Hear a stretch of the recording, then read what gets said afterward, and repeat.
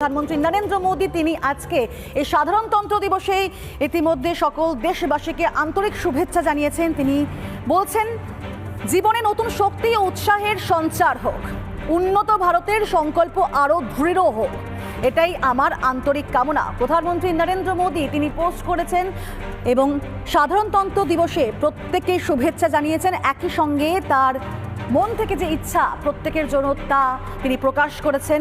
তিনি বলছেন, জীবনে নতুন শক্তি ও উৎসাহের সঞ্চার হোক, উন্নত ভারতের সংকল্প আরও দৃঢ় হোক, আর এটাই আমার আন্তরিক কামনা। পোস্ট করেছেন প্রধানমন্ত্রী নরেন্দ্র মোদী। আর আমরা প্রত্যেকেই জানি যে এ ভারত এক নয়া ভারত, এ ভারত এক উন্নত ভারত, যে ভারত এই বিশ্বকে টেক্কা দিতে পারে যে কোনো দিক থেকে।